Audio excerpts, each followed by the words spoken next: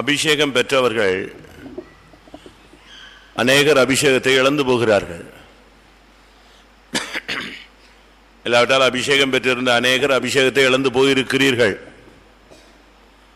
காரணம் என்ன? நாம் இதை சரிப்படுத்தாத பட்சத்தில் அபிஷேகத்தை இழந்து போனதான ஒரு கூட்டமாக சபையிலே நாம் காணப்படுவோம். அபிஷேகத்தை இழந்து போன ஜனங்களை வைத்துக்கிட்டு இந்த சபையை நடத்த முடியாது. அபிஷேகம் பண்ணப்பட்ட ஒரு ஆள் இல்லாவிட்டால் ஒரு தூதன் இல்லாவிட்டால் ஒரு ராஜா அபிஷேகத்தை இழந்து போனான். கர்த்தர் அவனை தள்ளி போட்டார். அவனுக்குள்ள நடந்த சம்பவங்கள் என்ன? எசேக்கியேல் 28:14.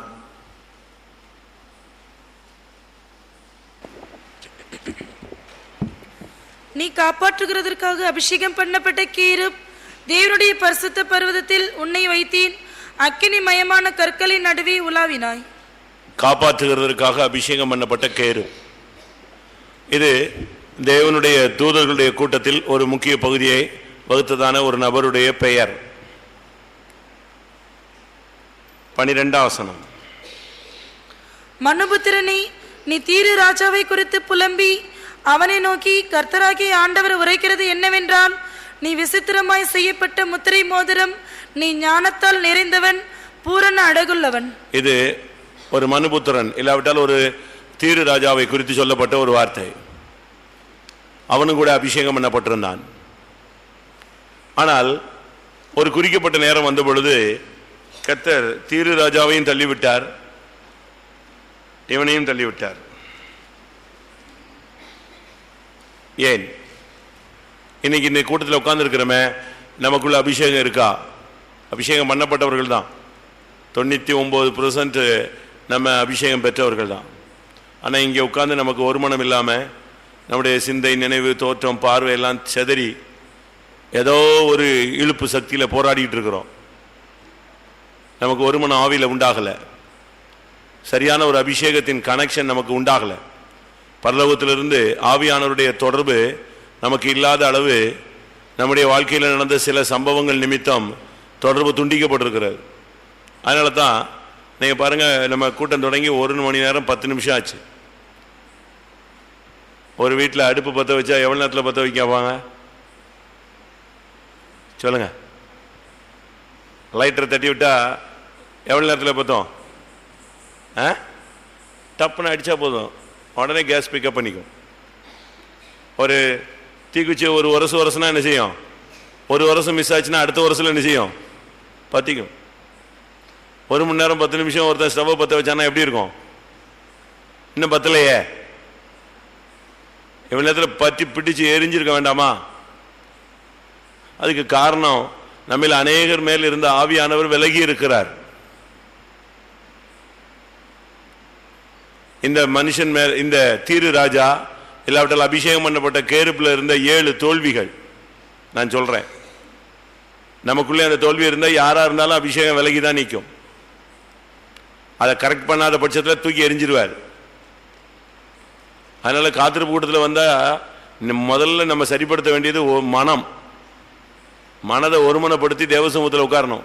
வீடு, ஆபீஸு, மனைவி, பிள்ளை, புருஷன், நிலம், எதையுமே சிந்தையில் கொண்டு வரக்கூடாது. ஊழியம் எதையுமே கொண்டு வரக்கூடாது. ஊழியத்தை கூட கொண்டு வரக்கூடாது.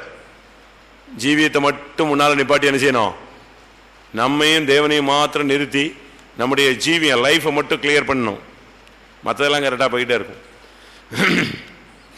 1, அபிஷேகம் நமக்குள்ள இருக்கா இல்லையான்னு பாருங்க. அப்படி அபிஷேகம் உங்களுக்குள்ள நிரம்ப முடியல, கண்ணை மூட முடியல, முழங்கால் போட முடியல, வாயில் அந்நிய பாஷை வரல, அக்னிமயமான நாவு வந்து அமரல அப்படின்னா நான் சொன்ன 7 காரியங்களை ஏதாவது சம்பவிச்சிருக்குதா அப்படின்னு நீங்க செக் பண்ணி பாருங்க. எசேக்கியேல் 28:15. நீ சிருஷ்டிக்கப்பட்ட நாள் துவக்கி உன்னில் அநியாயம் கண்டுபிடிக்கப்பட்டது மட்டும் உன் வழிகளில் குறையற்றிருந்தாய். 1 அநியாயம், 2வது வழிகளில் குறைவு. அநியாயம் இருந்தா கர்த்தருடைய அபிஷேகம் நிற்காது அந்த இடத்துல. ஆவியானவர் அந்த இடத்துல செய்ய மாட்டாரு, ஆளுகை செய்ய மாட்டார்.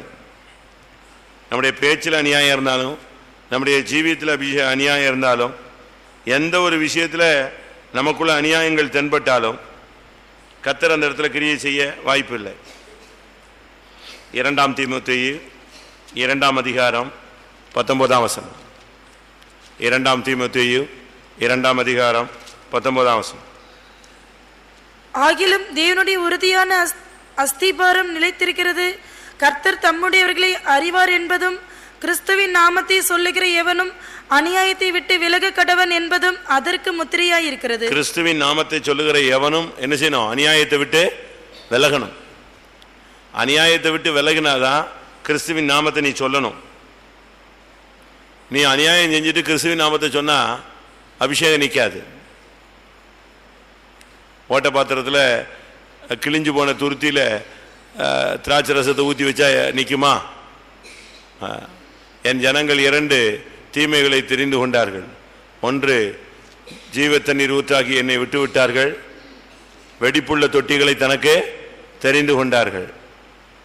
அப்போ அநியாயம் ஒரு விசுவாசி, ஒரு ஊழியக்காரன் லைஃப்ல வந்துருச்சுன்னா, நியாயத்துக்கு புறம்பா அவன் பேசுறான், நியாயத்துக்கு மாறா செயல்படுறான்னாலே ஆவியானவர் அந்த இடத்துல நிச்சய முடியாது, நிற்க முடியாது. ஏனென்றால் பரிசுத்த ஆவியானவருடைய இன்னொரு பேர் என்ன சொல்லுங்க? அவர் நியாயத்தின் ஆவியாகவும் இருப்பார். அவருக்கு இன்னொரு பேர் என்னது? நியாயத்தின் ஆவி. அப்படி ஒரு வசனம் இருக்கு. அவர் நியாயத்தின் ஆவியா இருப்பார். நியாயத்தின் ஆவி தான் பரிசுத்த ஆவி. அப்ப நம்ம எப்போ அநியாயம் பண்றோமோ அந்த இடத்துல யாரும் இருக்காது, ஆவியானவருடைய அபிஷேகம் இருக்காது. ஒன்று, எங்கேயாவது அநியாயம் பண்ணியிருக்கோமான்னு பாருங்க. கிறிஸ்துவின் நாமத்தை சொல்லுகிற எவனும் அநியாயத்தை விட்டு விலக வேண்டும் என்பது அவன் மேல் விழுந்த முத்திரையா இருக்கிறது. அதனால அநியாயத்தை விட்டு விலகணும். அநியாயம் நமக்குள்ள வர ஆரம்பிச்சிருச்சுன்னு சொன்னா அது தூதனுடைய விழுகை நமக்குள்ள வருதுன்னு அர்த்தம். 2வது, உன் வழிகளில் குறைவற்று இருந்தாய்.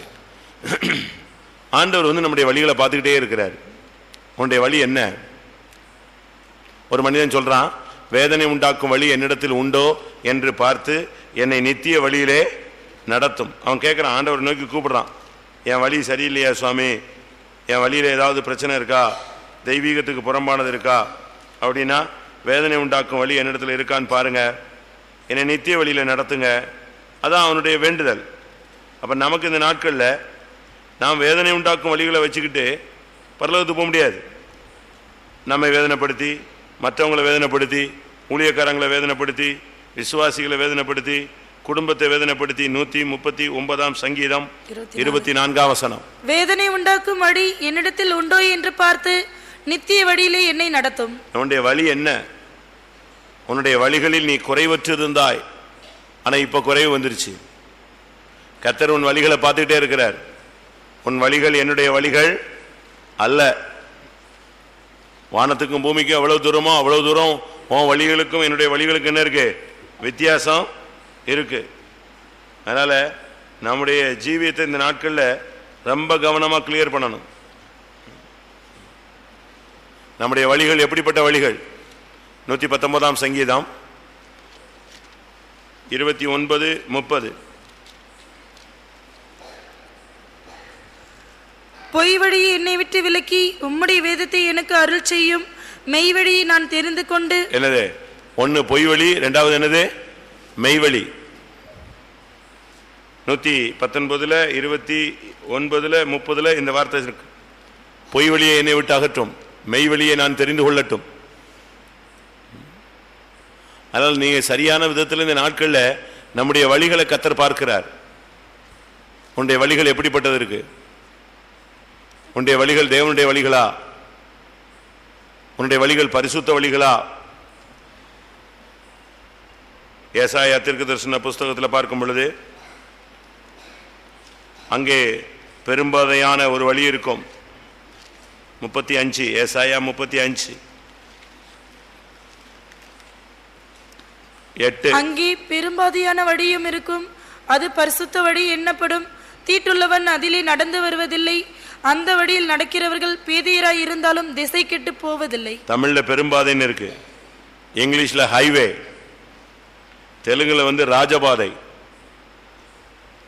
ராஜபாதை உன்னுடைய பாதை ஆண்டவருடைய ராஜபாதையா என்ன செய்யணும்? இருக்கணும். வீதிகள் தோறும் பதிவிருப்பாள், சந்துகள் தோறும் பதிவிருப்பாள்னு சொல்லி உன்னுடைய வழிகள் சந்துகளுக்கும் வீதிகளுக்கும் போகக்கூடாது. உன்னில் அநியாயம் காணப்படும் மட்டும் உன் வழிகளில் நீ குறைவற்று இருந்தாய். வழிகளை கர்த்தர் பார்த்துக்கிட்டே இருப்பார். அவன் வழி எப்படி இருக்கு? அநியாயம் இருக்கா? அடுத்ததாக அந்த தூதனிடத்தில் கர்த்தர் நியாய தீர்ப்பு கொடுத்ததுக்கு காரணம் என்ன? மூணாவது எசேக்கியேல் 28:16. உன் வியாபாரத்தின் மிகுதியினால் உன் கொடுமை அதிகரித்து நீ பாவம் செய்தாய். மூணாவது கொடுமை. இது பார்வோனுடைய ஒரு ஆவி. மற்றவர்களை கொடுமைப்படுத்துவது, மருமகளை கொடுமைப்படுத்துவது, மருமகனை கொடுமைப்படுத்துவது, மாமியாரை கொடுமைப்படுத்துவது, பெற்றோரை கொடுமைப்படுத்துவது, இயேசுவை ஆண்டவரை சிலுவையில் அறைந்து கொடுமைப்படுத்துவது. உன் கொடுமை அதிகரித்து நீ பாவம் செய்தாய். அது பார்வோனுடைய ஒரு ஸ்பிரிட். யாத்திராமத்தில் நீங்க பாத்தீங்கன்னு சொன்னா, கொடுமை என்பது அவனுடைய ஒரு சக்தி. அவங்க ரொம்ப கொடுமையா நடத்தினாங்க. அப்படி நாம் பண்ணும்போது யாத்திராகமம் 1:13, எகிப்தியர் இஸ்ரவேல் புத்திரரை கொடுமையாய் வேலை வாங்கினார்கள். கொடுமையாய் வேலை வாங்கினார்கள். அந்த ஆவி நமக்குள்ள வரக்கூடாது. மற்றவர்களை கொடுமைப்படுத்தும் போது அபிஷேகம் விலகும். ஏனென்றால் அது ஆண்டவருடைய ஆவி அல்ல, அது ஆண்டவருடைய ஸ்பிரிட் கிடையாது. ஆண்டவருடைய ஸ்பிரிட் அந்த அந்த மற்றவங்களை வேதனைப்படுத்துறது கிடையாது. நம்ம மற்றவங்களை கொடுமையா நடத்தக்கூடாது. உன் வியாபாரத்தின் மிகுதியினால் உன் கொடுமை அதிகரித்து நீ பாவம் செய்தாய். மற்றவங்களுக்கு மேல நம்ம கொடுமையானவர்களாய் நாம் செயல்படும் பொழுது, ஆலோட்டிகள் போல செயல்படும் பொழுது தானாகவே நம்முடைய அபிஷேகம் நம்ம விட்டு விலகும். அடுத்ததாக 17ஆம் வசனம் எசேக்கியேல் 28:17. உன் அழகினால் உன் இருதயம் மேட்டிமையாயிற்று. மேட்டிமையாயிற்று. அழகுங்கிறது கர்த்தர் கொடுக்கிற கிருபையை காண்பிக்கிறது, தாளந்துகளை காண்பிக்கிறது, கர்த்தர் கொடுத்த வசதி வாய்ப்பை காண்பிக்கிறது. தூதனுக்கு யார் தாய் தகப்பன்? சொல்லுங்க. அம்மா அப்பா அழகா இருக்காங்க, பிள்ளைங்க அழகா இருக்கு, ரைட்டு, அது அவங்க வம்சம் வரலாறு. இங்க தூதனை பத்தி சொல்லியிருக்கு, உன் அழகினால் உன் இருதயம். இவனுக்கு இருந்த அழகு என்ன அழகு? தேவன் தான் அவனை அழகா வச்சிருந்தாரு. தன்னுடைய மனதில் இவனை எப்படிலாம் அழகா வைக்கணுமோ அப்படிலாம் அழகா வச்சார். தேவன் நமக்கு வசதி வாய்ப்பு நமக்கு கொடுக்கிறதான கிருபை, தாளந்து, வல்லமை, நம்ம மூலமா தேவன் செயல்படுத்துற செயல்கள், இதெல்லாம் தேவன் நமக்கு கொடுத்த அழகு. உன் அழகினால் உன் இருதயம் என்ன செய்யக்கூடாது? மேட்டிமே. நம்முடைய விசுவாசிகள், நம்ம ஊழியக்காரங்களுக்கு பயங்கர பெருமை இருக்கு. நம்ம நினைக்கிறோம் இது நல்லதுன்னு. ஆனா இதனாலதான் எது போய்கிட்டு இருக்கு நம்மளை விட்டு? அபிஷேகம் நம்ம விட்டு போயிட்டே இருக்கு. உங்களுடைய படிப்புல பெருமை இருக்கா? உங்களுடைய திறமைகள்ல உங்களுக்கு பெருமை இருக்கா? உங்களுடைய ஜாதியில பெருமை இருக்கா? உங்களுடைய வேலையில உங்களுக்கு பெருமை இருக்கா? உங்களுடைய ஆஸ்தி நிமித்தம் உங்களுக்கு பெருமை இருக்கா? தேவன் உங்களுக்கு கொடுத்த அழகுல உங்களுக்கு பெருமை இருக்கா? மேட்டிமை எப்போ வருதோ பெருமை உள்ளவர்களுக்கு தேவன் எதிர்த்து நிற்கிறார். அது யாரா இருந்தாலும் சரி. பெருமைன்னு ஒண்ணு உள்ள வந்துருச்சுன்னா ஆண்டவர் அந்த இடத்துல நினைச்சுவாரு, அப்படியே ஆப்போசிட் ஆயிடுவாரு. அது தன்னுடைய பிள்ளையா இருந்தாலும் சரி, யாரா இருந்தாலும் சரி, ஊழியனோ விசுவாசி, அதெல்லாம் அந்த அது பிறகு அந்த லிஸ்ட்டை ஒதுங்கிடும். பெருமை எதுலையாவது ஒரு பெருமை. ஒருத்தன் ஒரு பிரசங்கம் பண்ணிட்டு அதுல பெருமை பாராட்டிட்டான், அவனை கொன்னுட்டாரு ஏரோத. அவன் புழு புழுத்து செத்தான். கர்த்தர் அவனை அடித்ததினா. பெருமைக்கு இடம் கொடுத்துட்டீங்க. பெருமைங்கிறது பேச்சில் வரும், கண்ணுல கூட பெருமை வரும், மேட்டிமையான கண்கள், நடையில பெருமை வரும், ட்ரெஸ்ல பெருமை வரும், ஒவ்வொன்றிலையும் இருக்கும்.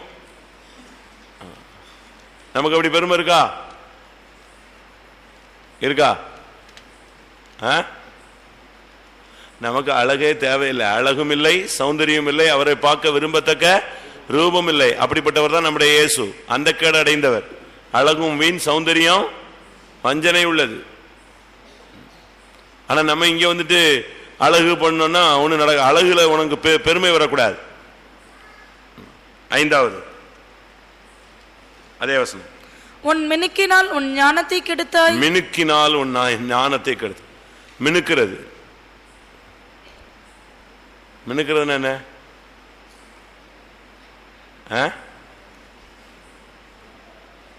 மினுக்கிறதுனா ஒரு சிலர் போறதை பார்த்துட்டு சொல்லுவாங்க, மினுக்கிட்டு போறா பாருன்னு.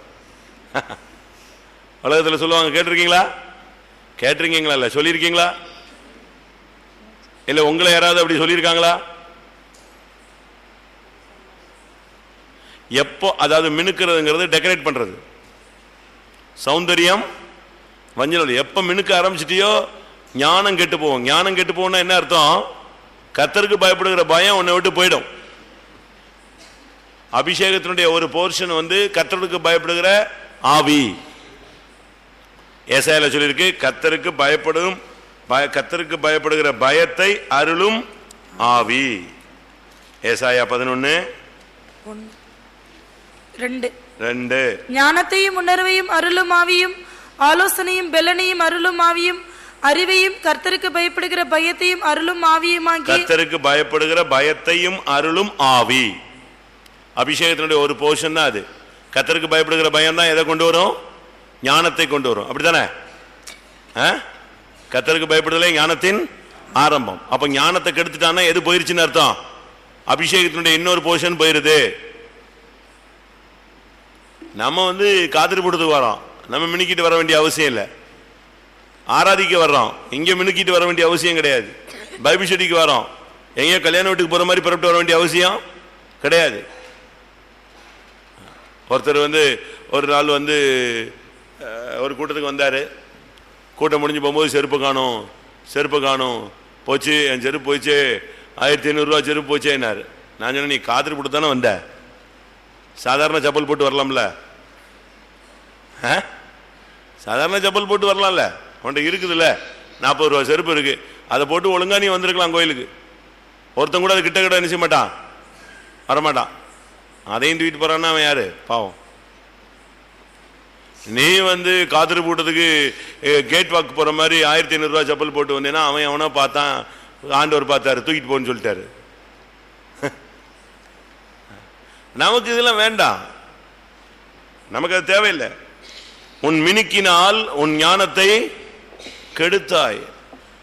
உன் மேக்கப்னால உன் ஞானம் போயிடுச்சு, கர்த்தருக்கு பயப்படுகிற பயம் போயிடுச்சு, உன் சௌந்தரியத்தினால உன்னுடைய அழகுபடுத்துகிற தன்மையினால எல்லாம் போயிடுச்சு. அடுத்து 18ஆம் வசனம், உன் அக்கிரமங்களின் ஏராளத்தினாலும் உன் வியாபாரத்தின் அநீதத்தினாலும். உன் வியாபாரத்தின் அநீதம். அநீதம்னா என்ன? பேதுருல வாசிக்கும் போது 2 பேதுருல 2ஆம் அதிகாரத்தில் 15ஆம் வசனத்தில் பிழையாம தான் அநீதம் என்று சொல்லியிருக்கு. செம்மையான வழியை விட்டு தப்பி நடந்து பேயோரின் குமாரனாகி பிழையாமின் வழியை பின்பற்றி போனவர்கள் அவன் அநீதத்தின் கூலியை விரும்பி. அநீதத்தின் கூலியை விரும்பி ஒரு விதத்தில் அது பண ஆசையை காண்பிக்கிறார். ஆண்டவர் போகாதன்னு சொல்லிட்டாரு, திருப்பியும் ஜெபம் பண்ணி நான் போட்டுமா போட்டுமா போட்டுமா ஆண்டவரே, போட்டுமா ஆண்டவரே, இல்ல வேண்டாமா, இதனால நீங்க சொன்னா போறேன். எப்படி இப்படி கேட்டு கேட்டு கடைசியில் நீங்க எங்க போயாச்சு? புறப்பட்டு போயிட்டான். அவனுடைய மைண்ட்ல எது ஓடிக்கிட்டே இருந்துச்சு? அந்த ராஜ சம்பத்து, பணம், அந்த வெகுமதி, பொண்ணும் வெள்ளியும் அவன் மைண்ட்ல ஓடிக்கிட்டே இருந்துச்சு. அதனால தான் சொல்லியிருக்க, அநீதத்தின் கூலியை விரும்பி விரும்பி போனான். இந்த மார்க்கத்தில் வந்துட்ட பிறகு வெறுக்க வேண்டிய காரியங்கள்னு ஒரு பெரிய சப்ஜெக்ட் இருக்கு. கிறிஸ்துவுக்குள்ள வந்துட்ட பிறகு உலகத்தில் வெறுக்க வேண்டிய காரியங்கள் ஒரு லிஸ்ட் இருக்கு. ஆனா நீ வெறுக்கிற காரியங்கள் எல்லாம் விரும்பி தேடி எடுத்து தூக்கி போட்டேன்னா அவ்வளவுதான். அநீதத்தின் கூலியை விரும்பினான். உலக ஆசை, பொருள் ஆசை, பண ஆசை, மண் ஆசை, பெண் ஆசை, பொன்னாசை, இந்த ஆசைகளுக்கெல்லாம் இடம் கொடுத்தீங்கன்னு சொன்னா கண்களின் இச்சை, உலகத்தின் இச்சை, ஜீவனத்தின் பெருமை, இவைகளுக்கு நம்ம இடம் கொடுத்தோம்னா அபிஷேகம் தானா போயிடும். ஒருத்தர் பாடுறார் இல்லையா, பொருட்கள் மேல கண்ணு போச்சுன்னா, வீட்டில் பாட்டு கேட்குறீங்கல்ல, உன் அபிஷேகம் நெஞ்சதே போச்சு, முடிஞ்சு போன கேஸ் அது. உனக்குள்ள பொருளாசை வந்து, அந்த பண ஆசை வந்து, நீ உன் டைரக்ஷனை உன்னுடைய வழியை மாத்திட்டேன்னு சொன்னா அபிஷேகம் உன்னை விட்டு போயிரு. கடைசியாக அதே வசனம், உன் பரிசுத்த ஸ்தலங்களை பரிசுத்த குலைச்சல், பரிசுத்த ஸ்தலங்களை நீ பரிசுத்த குலைச்சலாக்கினாய். நீ ஒரு பரிசுத்த ஸ்தலம், உன் வீடு ஒரு பரிசுத்த ஸ்தலம், உன் படுக்கை அறை ஒரு பரிசுத்த ஸ்தலம். நீதான் தேவனுடைய ஆலயம், நீ ஒரு பரிசுத்த ஸ்தலம். உன்னை எப்பெல்லாம் நீ பரிசுத்த குலைச்சல் ஆக்குறியோ அப்பெல்லாம் எது போயிடும்? அபிஷேகம் போயிடும். ஓசியால நீங்க வாசிச்சு பாத்தீங்கன்னா, அவர்கள் தங்கள் குறையை உணர்ந்து என்னுடைய சமூகத்தை, என்னுடைய முகத்தை தேடு மட்டும் நான் என் ஸ்தானத்துக்கு என்ன செய்வேன்? திரும்ப போய் விடுவேன். அதான் தேவனுடைய வார்த்தை. 5:15. அவர்கள் தங்கள் குற்றங்களை உணர்ந்து என் முகத்தை தேடு மட்டும் நான் என் ஸ்தானத்துக்கு திரும்பி போய் விடுவேன். தங்கள் ஆபத்தில் என்னை கருத்தாய் தேடுவார்கள். ஆண்டவர் விலகி போயிடுவாரு. சரி நீ வா, அபிஷேகத்தை இழந்து எங்கேயாவது போய் மாட்டி சிக்கி செதறி கடைசியில் விழுந்து வா, அது வரைக்கும் நான் வெயிட் பண்றேன் பார். இன்னைக்கு இந்த கூட்டத்தில் நம்மில் எத்தனை பேர் அபிஷேகம் பண்ணப்பட்ட கேருபுகள்?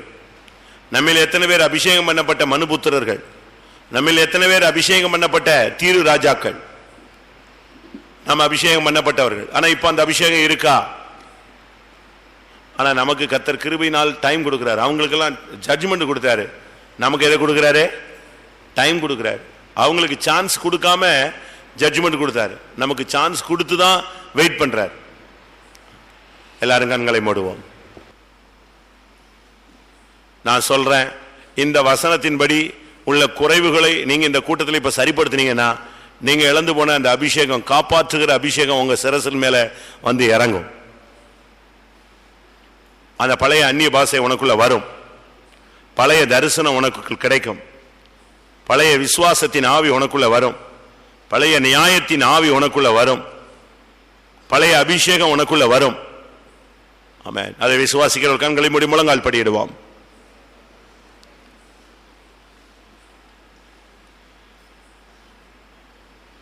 அபிஷேகம் பண்ணப்பட்டு நாம் நியாயத்தில் போய் நிற்கக்கூடாது.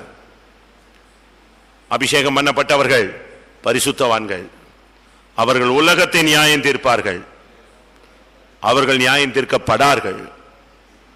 நம்மை நாமே நிதானித்து அறிந்தால் நாம் நியாயம் தீர்க்கப்படும். அருமையான தேவனுடைய பிள்ளையே, உன்னுடைய அபிஷேகம் உன்னை விட்டு விலகி நிற்பதற்கு காரணம் என்ன? ஆவியானவருடைய தொடர்பு உனக்கு கிடைக்க முடியாமல் நீ தடுமாறுகிறேன். ரகசியம் என்ன?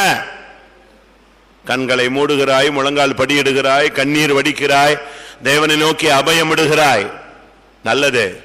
ஆனால் ஆவியானவர் உன்மேல் இறங்க அவர் ஆயத்தம் இல்லையே.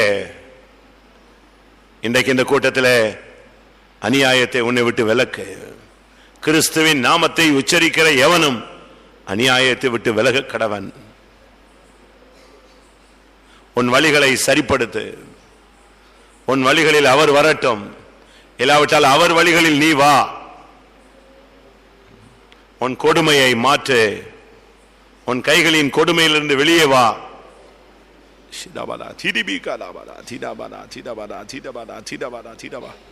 உன் பெருமைகள் எல்லாம் கர்த்தருடைய பாதத்தில் வைத்து விடு, தாழ்த்து. கர்த்தருக்கு பயப்படுகிற பயத்தை, அருளும் ஆவியை கேட்டு பெற்றுக்கொள். அநீதத்தின் கூலியை விரும்பி போனதுக்காக மன்னிப்பு கேள். பணத்துக்கு பின்னால, பேர் புகழுக்கு பின்னால, மற்றவர்கள் தன்னை கனம் பண்ண வேண்டும் என்று நீ பின்னால சுத்தி அந்த பிழையாமை போல நீ அழிவை நோக்கி ஓடிக்கொண்டிருக்கிறாய். உன் பரிசுத்த ஸ்தலங்கள் பரிசுத்த குலைச்சல் ஆகிவிட்டது. உன் வீட்டில் தேவ சமூகம் இல்லை.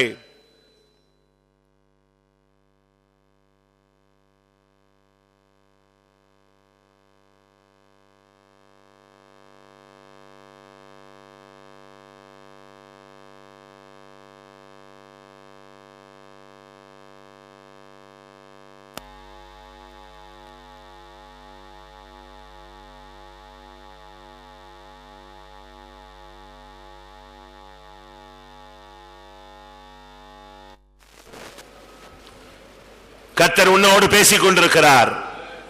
தலையை கவிழ விடாதே. கிருபையாசனத்தை நோக்கிப்பார். நான் உன்னோடு பேசுகிறேன். உன் ஆத்துமாவோடு பேச வாஞ்சிக்கிறேன். உன் மனதோடு என் ஆவி போராடி கொண்டிருக்கிறது. யாரோ உன்னை நடத்த வேண்டும் என்று எண்ணுகிறாய்.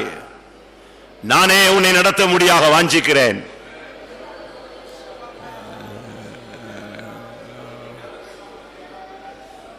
உன் மனதை கெடுக்கிற ஆவியை நான் இன்றைக்கு நியாயம் தீர்க்கும்படியாக இறங்கி இருக்கிறேன். உன் சிந்தையை கெடுக்கும் ஆவியை நான் பலிபீடத்தில் வைக்கும்படியாக உனக்கு ஆலோசனை சொல்லுகிறேன்.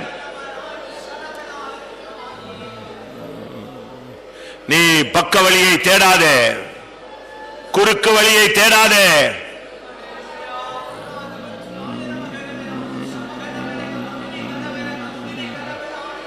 நான் உன்னை தெரிந்து கொண்ட கர்த்தர்.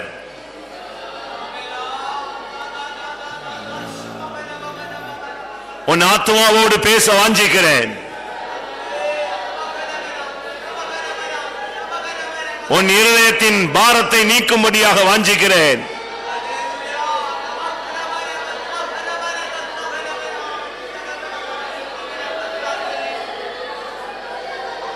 உன் மானம் காணப்படாதபடி உன் வஸ்திரத்தை காத்துக்கொள்.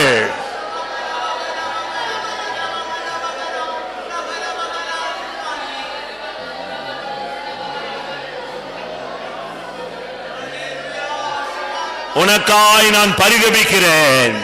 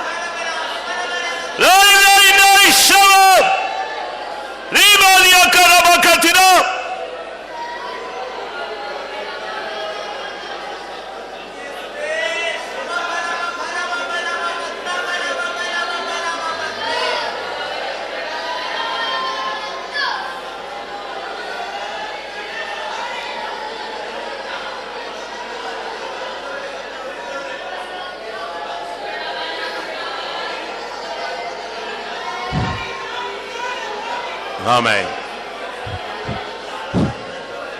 உங்களில் ஒரு சிலர் கலங்கின சுனையை போல காணப்பட்டுக் கொண்டிருக்கிறீர்கள்.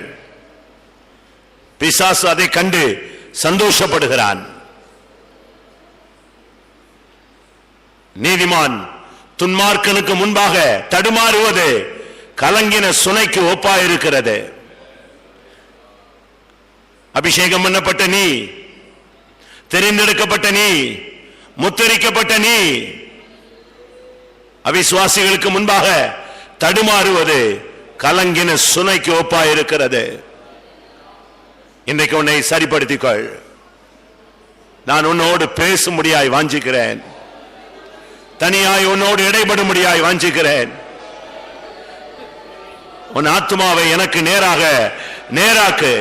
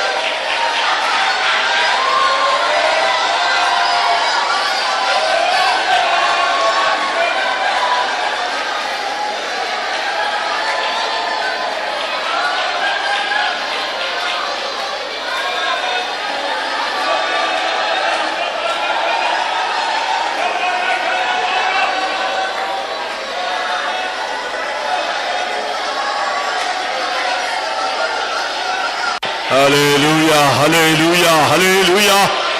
ஆவியானவரே ஹல்லேலூயா.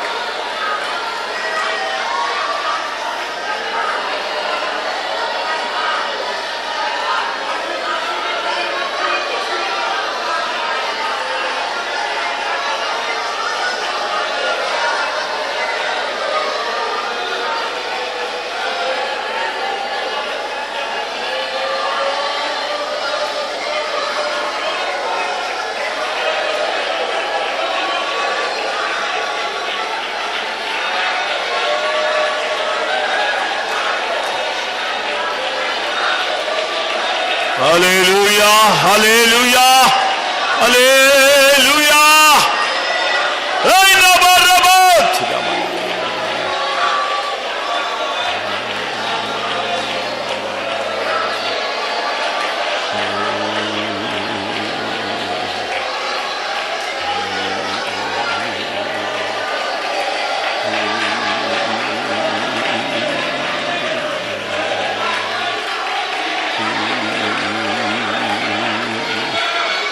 Lama lea namankara bala shabala karibia namana hurabala rimana karabala katuranya hurabakara bakaturani.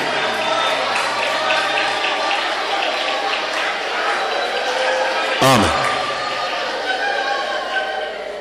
அபிஷேகம் நம்மை விட்டு எந்த சூழ்நிலையில் விலகி போயிருக்க கூடும் என்பதை வேதவசனத்தின் வெளிச்சத்திலே ஆவியானவர் நம்மோடு வெளிப்படுத்தி காண்பித்தார். நாம் அவைகளை கேட்ட பொழுது நம்முடைய இருதயம் குத்தப்பட்டிருந்தால் நாம் இவ்வளவு நேரத்திலே நாம் அதை சரிப்படுத்தி இருக்க முடியும். அப்படி நீங்கள் சரிப்படுத்தி இருந்தால் கர்த்தருடைய தொடர்பு மறுபடியும் உங்களுக்கு உண்டாகும். கர்த்தர் உங்களோடு பேசுவார். ஆதி நாட்களின் அனுபவங்கள் நம்முடைய மத்தியிலே மலரும். ஆமென்.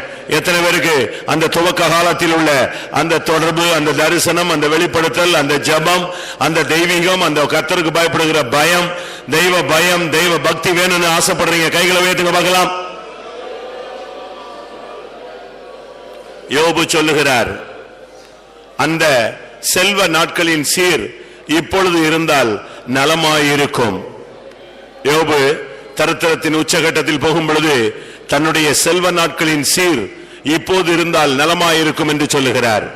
அதே யோபு சொல்லுகிறார் இன்னொரு பகுதியில், அவர் அருளிய வெளிச்சம் என் தலையின் மேல் பிரகாசித்தது, நான் இருளை கடந்து போனேன். அந்த நாட்கள் இப்பொழுது இருந்தால் நலமாயிருக்கும். எத்தனை பேருக்கு இந்த வாஞ்சை இருக்கிறது?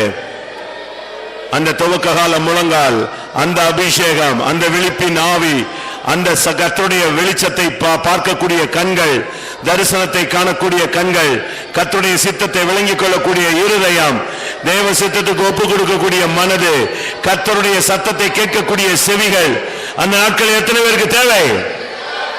ஆமென். இப்பொழுது நீ சரியாய் அறிக்கை செய்திருந்தால் கர்த்தர் அந்த அபிஷேகத்தை இப்பொழுது தருவார். ஹல்லேலூயா. பிசாசு உன்னை முடக்க பார்க்கிறான், கர்த்தரோ உன்னை பறக்க வைக்க பார்க்கிறார். ஹல்லேலூயா. அவனோ உன்னை தள்ளிவிடும்படியாக எத்தனிக்கிறான். கர்த்தரோ உன்னை நிலைநிறுத்த முடியாது எத்தனிக்கிறார். எழும்பு, பூர்வ நாட்களை போல எழும்பு, சத்துருவை மிதிக்கலாம். ஹல்லேலூயா.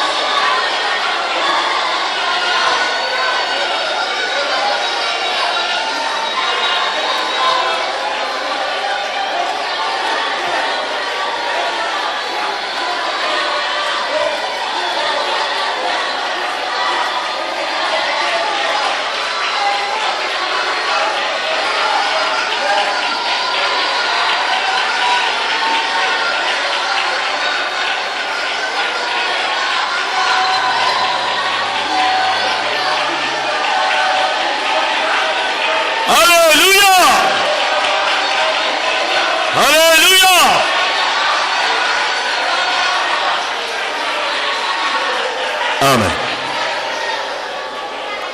எல்லாரும் எல்லாரும் உங்களுக்கு வாழ்க்கையில போராட்டங்கள் உண்டு, ஊழியத்தில் போராட்டங்கள் உண்டு, மனதில் போராட்டங்கள் உண்டு, சரீரத்தில் போராட்டங்கள் உண்டு. ஆமென். உனக்குள்ள அபிஷேகத்தில் நிரம்பிக் கொண்டிருந்தாலும் சில கேள்விகள் இருக்கிறது. இது என்னமாய் நடக்கும், இது என்னமாய் முடியும், இது எப்படி சரியாகும், இப்படிப்பட்ட கேள்விகள் உனக்குள்ள இருக்கிறது. இதுக்கு பதில் என்ன தெரியுமா? கர்த்தர் யெகோவா ஈரே, கர்த்தர் பார்த்துக் கொள்வார். கர்த்தருடைய பர்வதத்தில் பார்த்து கொள்ளப்படும். நீ இப்ப செய்ய வேண்டியது ஆவியில நிரம்பினா போதும், கர்த்தர் பார்த்துக் கொள்வார். கர்த்தர் பார்த்துக் கொள்வார். வாயை திறந்து சொல்லு, ஆபிரகாமை போல சொல்லு, என்னை அழைத்த தேவன் யெகோவா ஈரே, என் தேவன் யெகோவா ஈரே, என் தேவனுடைய நாமம் யெகோவா ஈரே.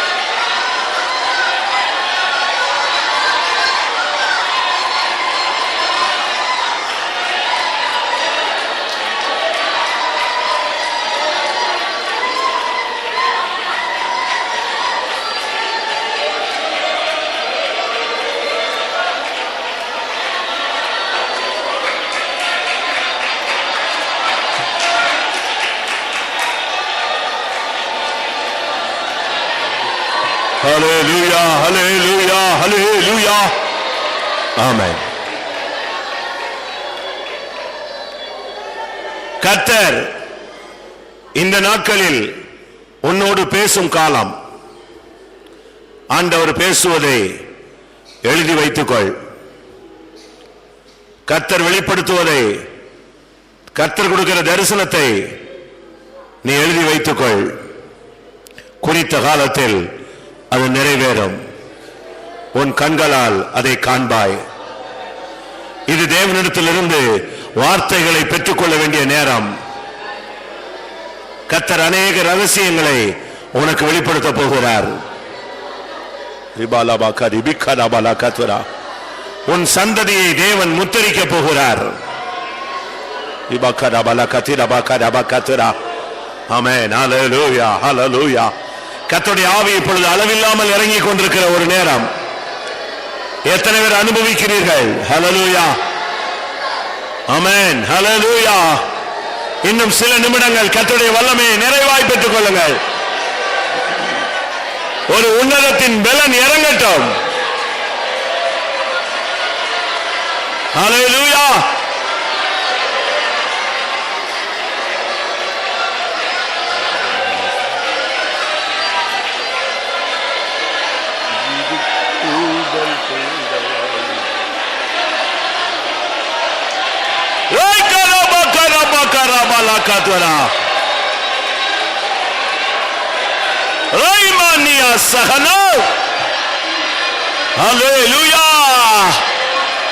காண்டாமிருகத்துக்கொத்த பலன் உனக்குள் வரும்.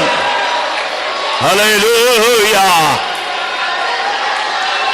உன்னை புதிரும் கூர்மையுமான எந்திரமாய் கர்த்தர் மாற்றுவார்.